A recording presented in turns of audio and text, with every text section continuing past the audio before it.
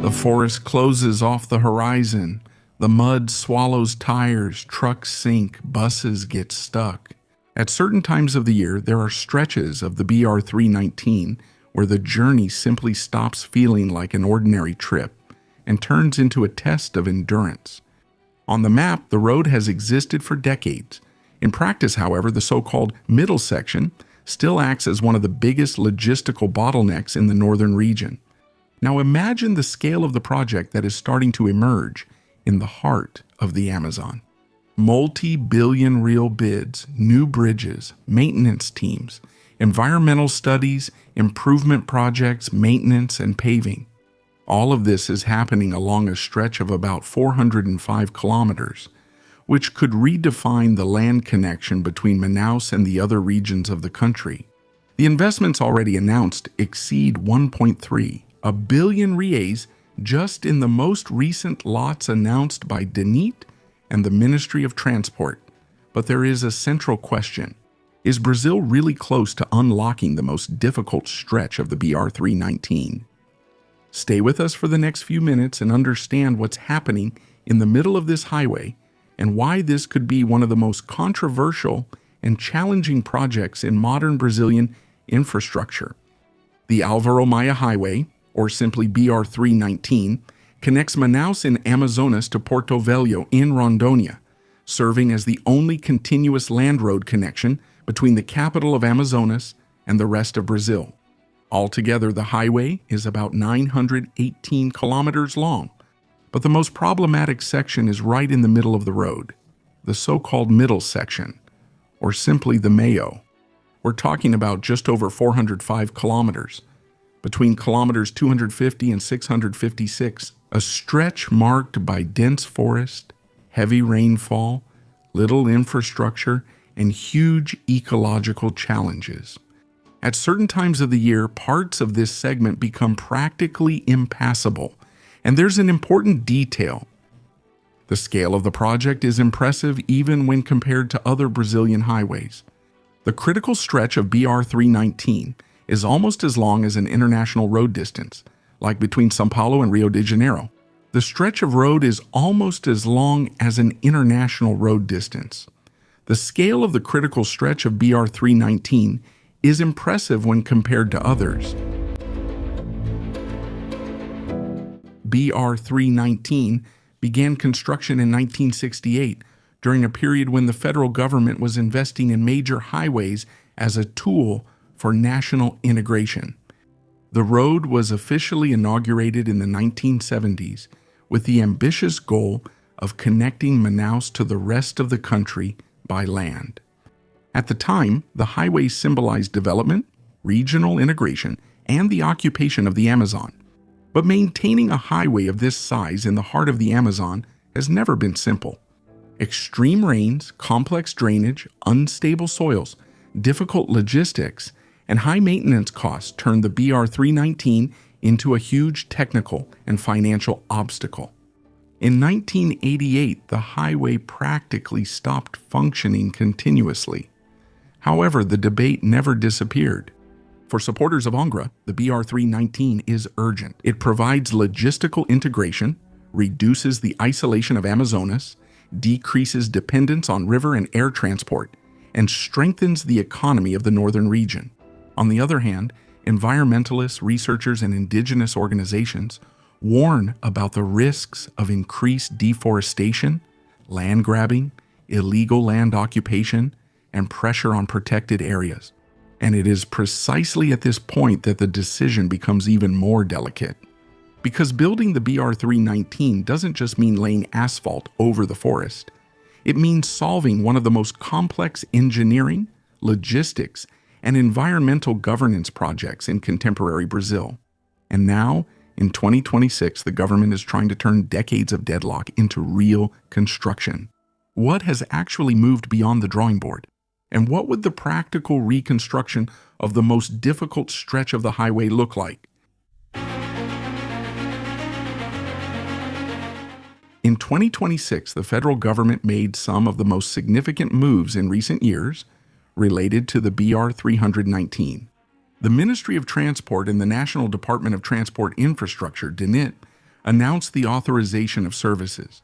New public notices and investments exceeding $1.3 billion in services, improvements, and bids related to 339.4 kilometers of the BR-319. In addition, the construction of the bridge over the Igapoa-Igapo-Esu River was authorized at kilometer 260.7 of the highway, with a length of 320 meters and an investment of over 44 million Rs.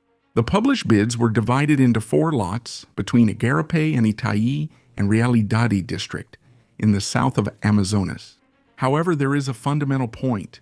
The BR-319 is still surrounded by legal disputes, environmental debates, and extremely strict bidding processes.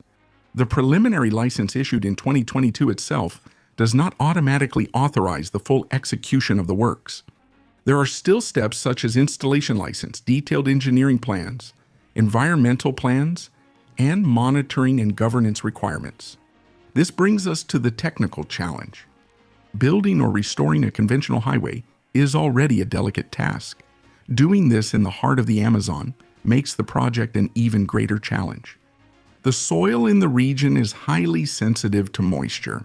There are swampy areas, very difficult drainage, long periods of heavy rain, and severe logistical challenges for transporting materials, machinery, and equipment. In addition, the forest itself poses permanent obstacles to the control and maintenance of the infrastructure. It is precisely because of this scenario that discussions about alternative paving technologies begin to emerge. Among them is roller compacted concrete, or RCC, a topic we've already covered here on the channel in the video that's appearing on the card on the screen. RCC is used in different infrastructure projects for several benefits, including high structural strength, greater durability, and less need for maintenance in corridors subject to heavy loads and severe operating conditions. It is a type of concrete with a drier consistency, applied in layers and compacted with rollers. It's a process that resembles techniques used in large dams and industrial pavements. Among the main benefits normally associated with RCC are greater resistance to deformation, less rutting, high durability, and less need for frequent interventions throughout the pavement's service life. In other words, it's something that directly addresses the challenges of BR-319. After all, the current discussion is not just about asphalt versus concrete. The technical issue is deeper. How do you build and maintain a functional highway in a region marked by heavy rain, heat, soils sensitive to moisture, limited support infrastructure, and very difficult logistics?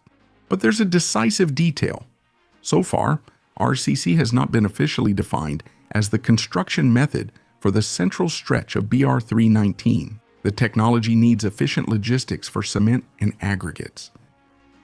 Strict execution, use of specialized equipment, and sophisticated technical planning. In this sense, any solution for the BR-319 will require an extremely complex combination of road engineering, drainage, operational logistics, and environmental control. And it doesn't stop there.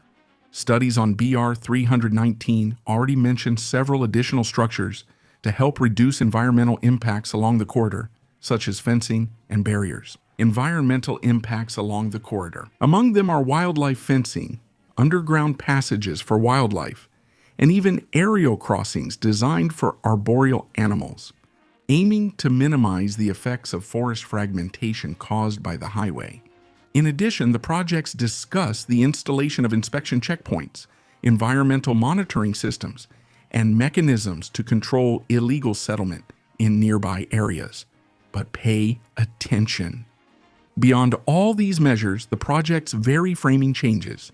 The BR-319 is no longer seen just as a paving project and starts to be treated as a corridor that will require constant monitoring, environmental enforcement, and permanent management of the territory. But when the numbers come into the conversation, the scale of the project becomes even more impressive.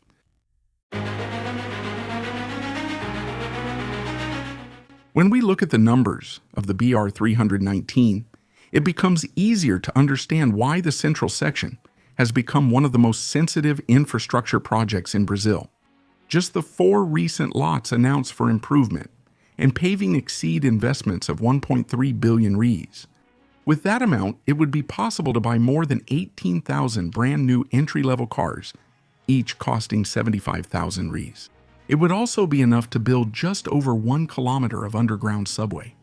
In recent urban projects in Brazil, just to give you an idea, contracts related to the future, Line 19 Celeste in São Paulo, have exceeded the mark of 1 billion per kilometer in certain sections. Now look at the physical scale. The approximately 405 kilometers of the central section represent a greater length than many complete highways in Brazil's regional network. For comparison, the Tamoios Highway, one of the most iconic road projects in the state of São Paulo, is 83.4 kilometers long. In other words, the central section of BR-319 is almost 5 times the length of the entire Tamoios Highway. Another impressive comparison appears in logistics. The 339 kilometers covered in the new lots are roughly equivalent to the road distance between São Paulo and Ribeirão Preto, or almost 3 times the distance between the Amazonian municipalities of Manaus and Presidente Figueiredo. Unlike many Brazilian road projects, the BR-319 does not face only traditional engineering obstacles. In practice, this turns the central section into something much closer to a national strategic megaproject than a simple road paving. If the central section of the BR-319 really moves forward in the coming years, the impact could go far beyond simply improving a road.